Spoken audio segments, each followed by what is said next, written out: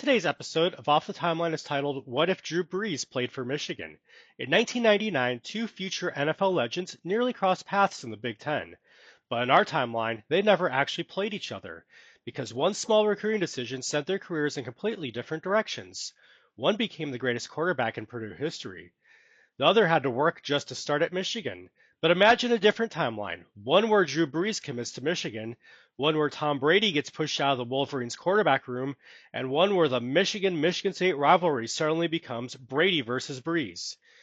Because if one decision changes back in 1997, the entire Big Ten power structure of the late 90s would drastically change.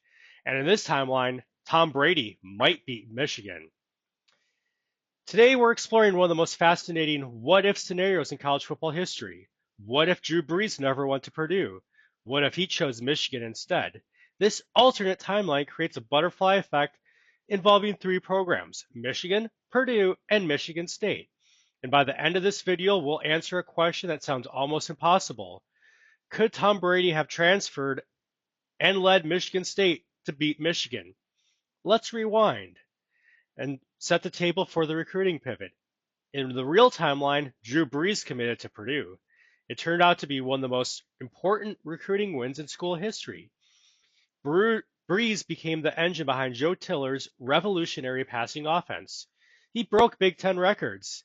He led Purdue to a lot of success, and he turned the Boilermakers into a national contender. But here's the twist.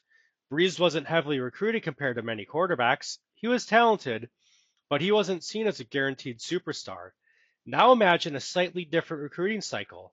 Michigan misses on a quarterback target late in the process, and suddenly they offer Drew Brees.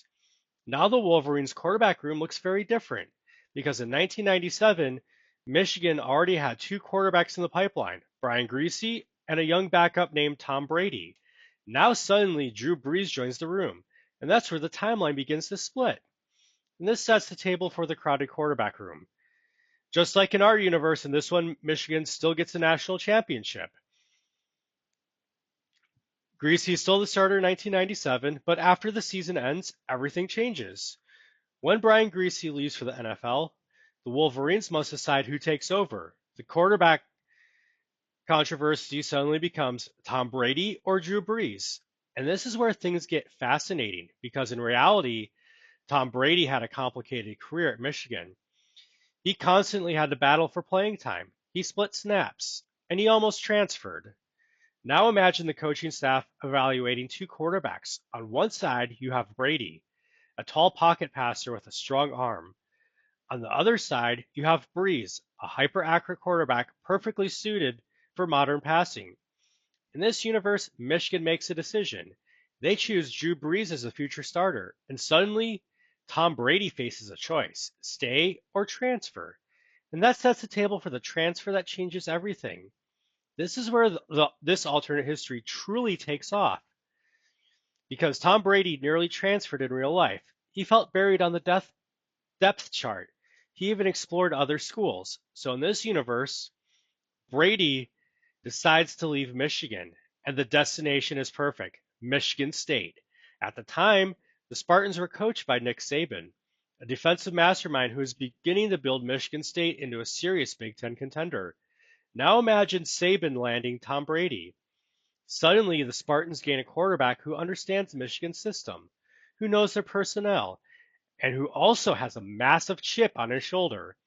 Now the stage is set for one of the most fascinating rivalries in college football.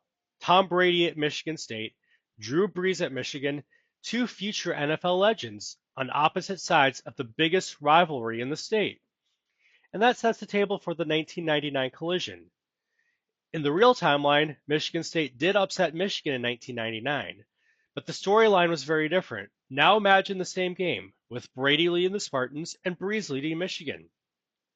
The buildup would be enormous. Former teammates, two quarterbacks battling to prove who Michigan should have chosen. The game becomes more than a rivalry matchup.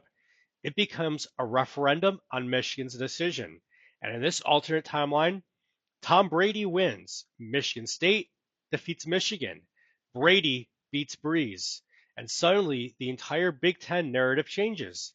Michigan still has a great quarterback, but now the Wolverines must deal with the quarterback they let go playing across the rivalry line. And that sets the table to Purdue's missing dynasty. While Michigan and Michigan State battle for supremacy, another program feels the ripple effect. Purdue.